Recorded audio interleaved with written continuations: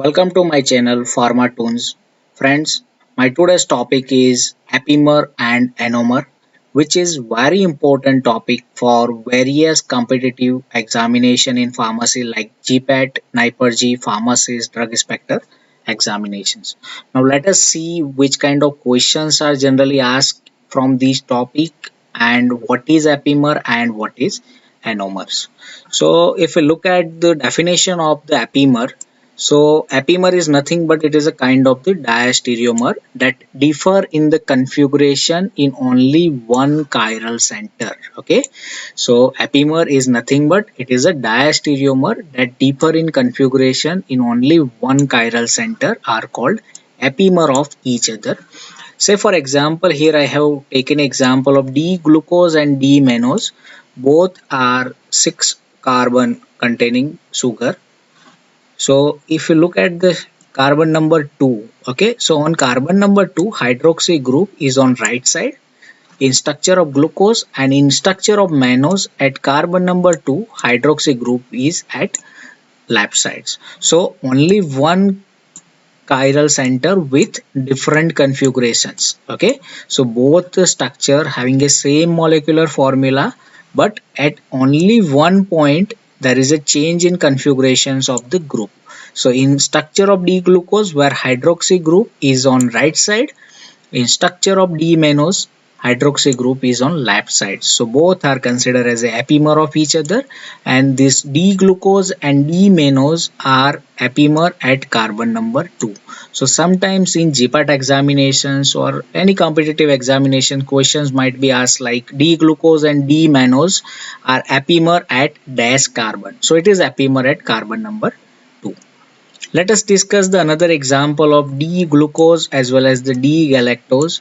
So again, glucose and galactose are epimer at carbon number 4. In previous year JPAT examination, this question was asked. So again, if you look at here, carbon number 4 where hydroxy group in glucose are on right sides, and in D-galactose, hydroxy group is on left sides. Okay, so rest all groups are same as glucose except at carbon number 4.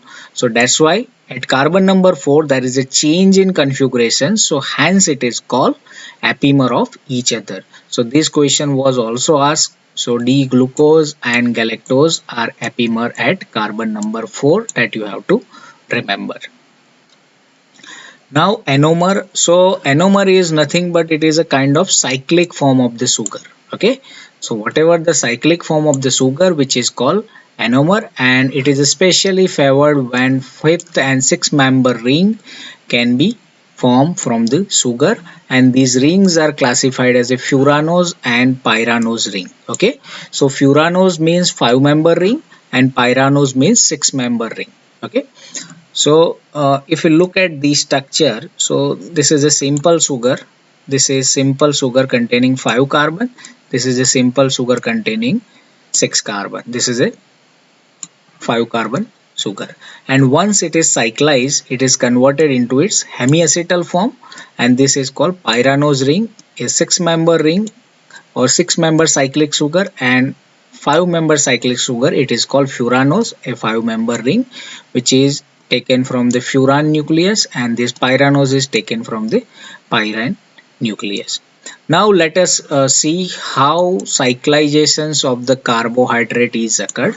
So if you look at here at carbon number 5, there is a lone pair available on oxygens. So this lone pair that is act as a intramolecular nucleophile attack.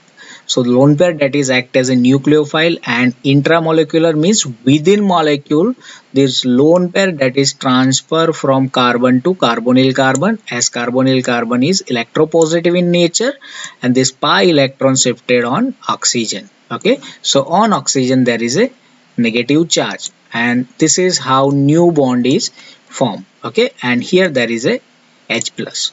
Now again this H plus is removed, again electron that is shifted on oxygens, and here that accept the H plus. Okay, so O minus that accept the H plus, that is form a OH, and here this oxygen having a positive charge which is stabilized. So it is called cyclic hemiacetal form of the sugar.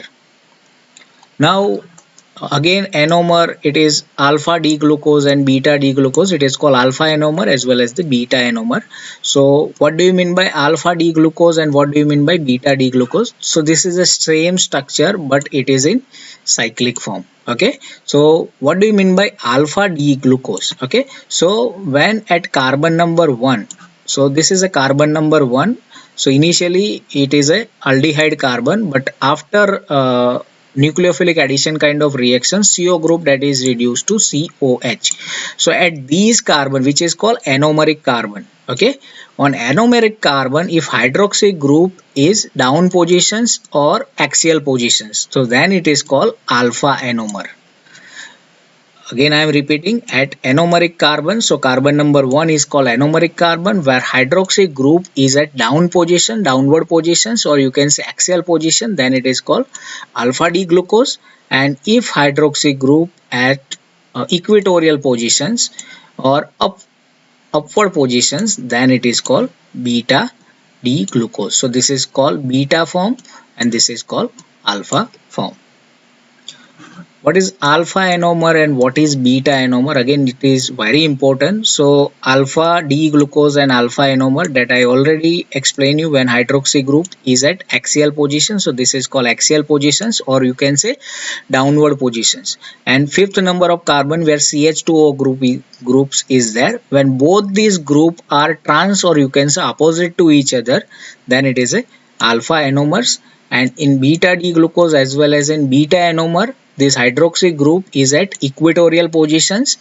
And if we compare with CH2OH, that means fifth number of carbon, where CH2OH group and hydroxy group both are on same side, so you can say OH and CH2OH are at cis position. So in cis position it form a beta enomer, in trans position it is form a alpha enomers. Okay, so this is